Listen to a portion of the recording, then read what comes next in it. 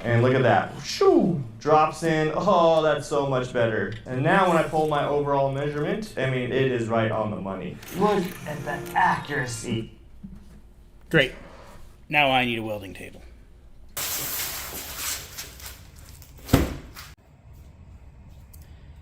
This is a Vevor welding table. How will it do? I do not know. I'm gonna put it together and find out. Now, like most hobbyist home welders, A, I'm not that good at it. B, I do most of my welding on the floor. The problem I have is my floor is not anywhere near flat. So I usually use, a piece of plywood or a piece of wood or, something on top of a trash can to shift my own little welding table.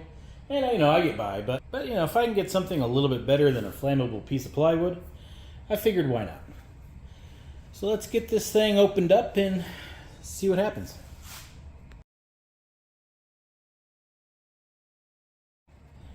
Looks like a space blanket to me.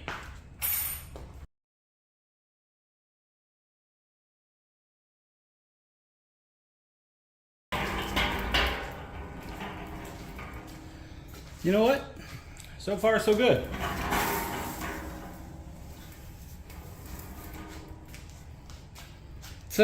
It rolls quite nicely, even with my piece of junk floor, and pretty sturdy.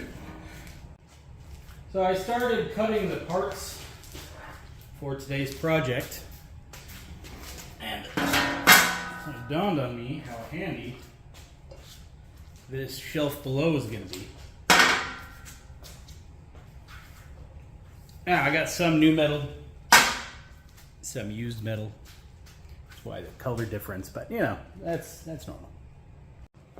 So what I'm making here is an outboard motor stand. It's going to be as low a profile as I can possibly make it. So that's basically the base I'll be building. So I will clean up where I'm going to be welding and take it from there.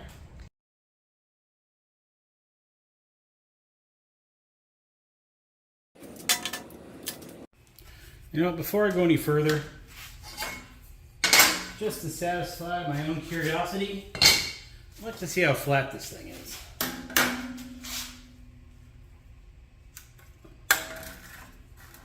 It's not bad. It's not perfect. Like there's just a little bit of wobble in that direction. In this direction, there's a little bit of bow in the center. Let me show you. Although it's hard to tell because I bet you the edges here are what's coming up. But you can, you can't see. How am I kidding? Anyway, it's just ever so slight. Like straight on there. You might be able to see it. Yeah, not really. Let me get a feeler gauge.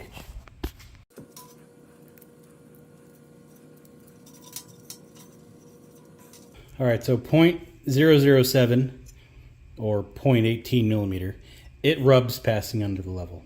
0.006, it slides right in without any rubbing at all. So I would say it's 0.007 off. Like it rubs ever so slightly.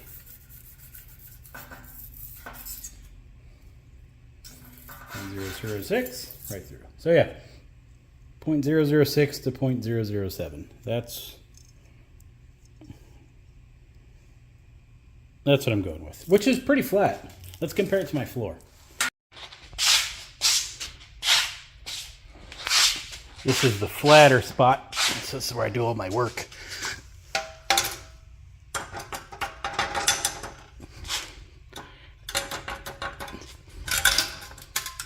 So you can see it's a definite improvement. All right, back to work.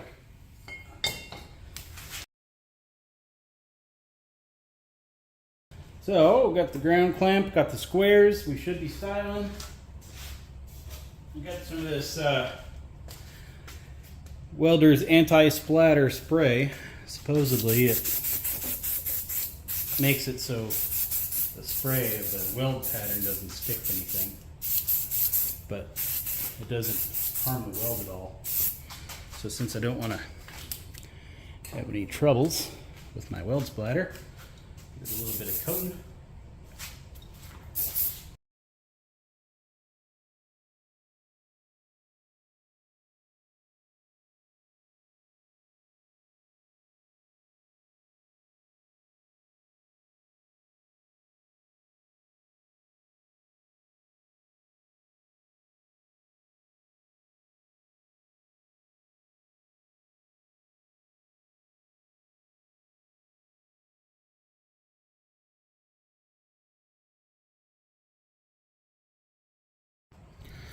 Decided to move it back a 1/4 inch with this piece of metal, and then to keep it straight, I'm just going to clamp this 1/4 inch piece of metal to the actual little upright I'm making.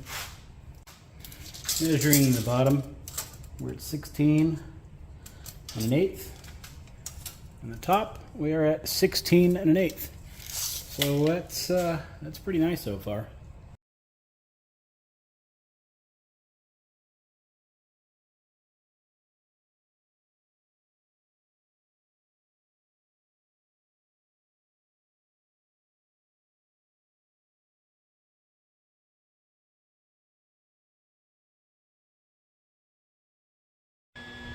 Getting up here to the top welds, that's not as fun. That's it's a little too tall. You know, the workpiece, manageable. The other thing, I kind of gotta remember that I can move the work around. I don't have to walk around. I'll get used to it though. All right, I have 28 inches of this stuff left over. So I cut a little over 28, more like 29, but I cut a piece of 14-inch cardboard, 1.5 inch wide. And since I don't know what math is, I'm going to use this to figure out my angles for my little cross braces I want to put in.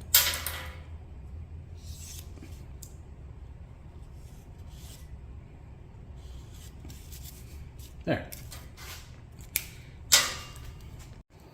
And I just got to cut a piece of metal with those angles, and it will sit right there. What's nice about having this flat surface to work on is I can lay these parts down, and they're fine right there. You know, it's handy.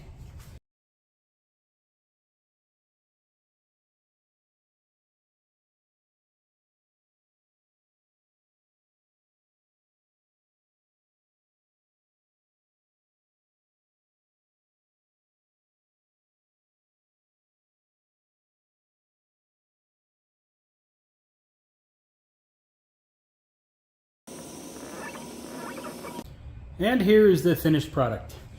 I am quite happy with it. So this motor, I fixed it up because it was clean, it was nice, and I've been sitting on it and haven't really used it.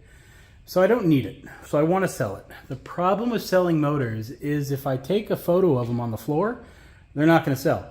If I take a photo of them on the stand, when the person comes up to buy it, they're going to want the stand too. So what I was looking for was a disposable stand, if you will. That way, if somebody wanted to take it, be my guest. I haven't been doing this because welding on the floor or a piece of plywood isn't fun or easy. The welding cart, as simple as it is, really changed that. It allowed me to keep the part flat. I could rotate it, you know, on the side here when these welds were just tacks, and I was able to keep everything flat and square. Doing that made it tremendously easier to put this thing together. Total time, including driving to the metal store to get more metal, I got about 2.5 hours into this. Which, when you're trying to make something disposable, that's not great. The other problem is the cost of metal. Yeah, there's like 60 bucks worth of metal into this stand. Aside from that, it was quick and easy and relatively cheap to make. But it was quicker than I've done it previously. Now, I'm not going to be offering the stand away for free or anything, but it's going to be one of the available stands that can go with an engine if need be. So as far as this cart goes, I'm pretty happy with it. It's not bad. Now I'm not going to go spend $17,000 on one of those massive cast iron fixture tables. I'm not at that point in my welding abilities. And even if I were, it's kind of a hobby weld anyway. I don't know if I would ever spend that much, even if I had that much money to throw away on a welding table. But something small and much, much, much lower cost like this, so far it's been worth the investment. The only thing that I'm not thrilled about, I am and I'm not, this bottom tray. It's great for just putting whatever you're doing, whether it be your tools you're working with as a place to set them real quick, or as in my case, well, it was both, or your material as you cut it, you can put it down there. The thing is, after I did all of the work and whatnot on the top, all the dust and particles and spray and grease and whatever else all collected into this bottom little tray pan here. It having this edge on it didn't make cleaning it out that easy. I kind of wish I had flipped it upside down so it was just a smooth transition off. It wouldn't hold things as well, like, a scribe or a pen or that kind of stuff, but cleaning up when you're done would have been tremendously easier. The other thing I should have done a video putting this together, because I think that probably would have helped people, because I went and read some of the reviews and people were saying assembling this thing was a nightmare. And I think I know what they were doing wrong. I opened the box and the top was upside down already. So, okay, cool. So while it was upside down in the box, I bolted the legs on, loosely put in the screws, all 4 of them, put in the tray loosely. It was real easy putting it together upside down. There was no reason to make a video for it, given how simple it was. Glancing at the instructions was really more than I needed to do. I think people are struggling because they're trying to put it together upright. This is a pretty heavy top. I wouldn't want to try to align those 4 legs and those 8 holes while holding the top and try to put it together that way. Upside down, piece of cake. And I have new storage for my saw. So getting the saw in and out is going to be tremendously easier as well, being stored on that cart. So, all in all, not too shabby. Any questions, let me know. I'll put a link below to the table. So I will see you next time.